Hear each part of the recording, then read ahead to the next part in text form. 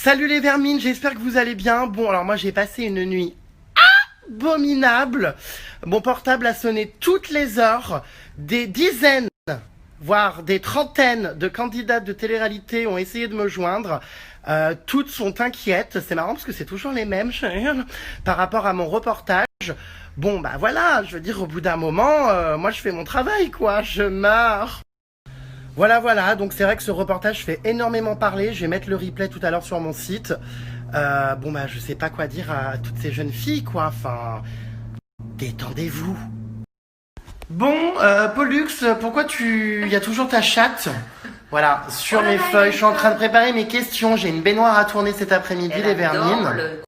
Bah dis donc. Alors là, Fufu, le moins qu'on puisse dire, c'est que tu as fait un achat utile, hein. Une table de massage. Je sais que tu adores les massages. Moi-même, je me fais masser en ce moment. Donc, j'ai ma table à moi. Oh là là, on adore les vermines. Je vais pouvoir me faire un petit massage avant de partir, ma foi, faire mon interview. Bon bah c'est parti, les vermines. Je me dis... Oh non, le chat! Oui, elle adore. Mais c'est pas possible, hein. Oh.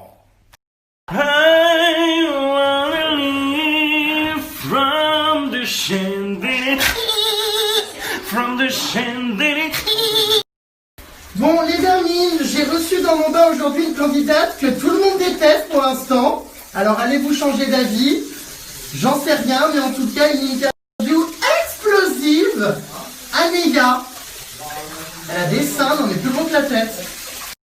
Recoucou les vermines, je reçois énormément de messages qui me demandent donc le lien de replay de mon reportage choc sur la prostitution dans le milieu de la télé-réalité. Donc je vais vous le donner. Alors c'est vrai que ça n'arrête pas sur Twitter, hein, toute la journée encore. Tout le monde essaye de savoir qui s'adonne à ce genre de pratique, qui a témoigné, etc. Ce que je voulais vous dire surtout, c'est que on s'en fiche bien en fait de qui a témoigné. L'essentiel est de savoir que tout ça existe et que ça se produit vraiment et que pour tous les jeunes qui regardent, voilà, faut faire attention. C'est un milieu qui peut être malsain et il ne faut pas tomber dans tous les pièges. J'ai choisi de traiter ce sujet parce que j'ai une responsabilité, j'ai beaucoup de jeunes qui me suivent, donc c'était important de tirer la sonnette d'alarme et de faire prendre conscience finalement à tout le monde de ce qui se passe en coulisses.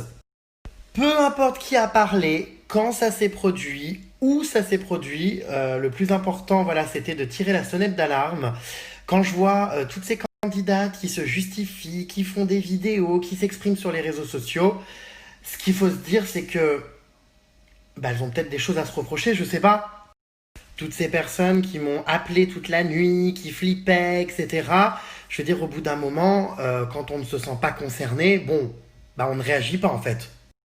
Voilà, je vais vous mettre quelques extraits pour ceux qui ont loupé dans les prochains snaps et ensuite je vais vous donner le lien pour voir donc le reportage et le débat en intégralité. Votre biographie apparaît le 5 octobre. Vous écrivez qu'il y aurait de la prostitution dans la télé-réalité. C'est quoi cette histoire? Alors, c'est une question existentielle qu'on pose tous les jours dans notre milieu, qui est loin du vôtre. On le sait, on sait que ça existe. Il y a de l'escorting, des candidates qui sont prêtes à tout et plus elles passent à l'écran, plus elles peuvent vendre leurs prestations. Alors bonjour Natacha. Bonjour.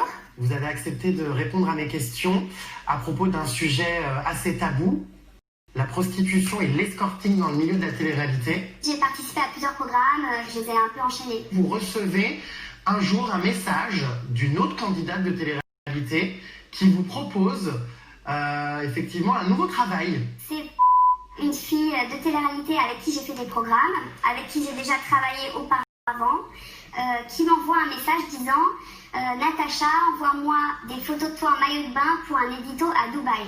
Job que j'ai eu. On m'envoie dans une maison, un espèce de harem avec que des filles en maillot de bain, d'autres nues. Il y a un homme qui arrive et puis les filles se livrent à des actes sexuels, à des félations, dansent nues sur lui, lui passe de fille en fille. Qu'est-ce que vous faites? Vous restez quand même dans la piscine à nager et à l'allumer ou vous partez? Alors on ne pouvait pas partir, on se demande si ça va nous forcer à faire quelque chose.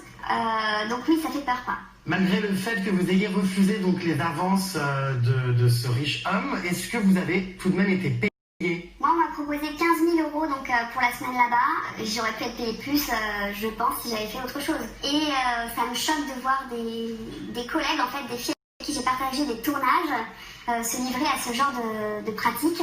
Elles s'adonnent même à la scatophilie. C'est-à-dire que pour une somme encore plus élevée, elles vont jusqu'à se faire déféquer au visage. Ça se passe où? Ça a lieu dans la villa, en fait, dans la salle de bain de la villa. Donc en fait, je les vois revenir, elles ont pris leur douche, les cheveux mouillés, puis finalement, sans tabou, elles en parlent ouvertement. Qui sont ces candidates? Alors, il y a 3 candidates, c'est... Et... Ce qui me révolte, c'est que quand je fais mes tournées dédicaces, etc., je suis amené à rencontrer des gens très jeunes. Des fois, je signe des autographes à des gamines de 8, 10 ans qui mystifient ces candidates finalement.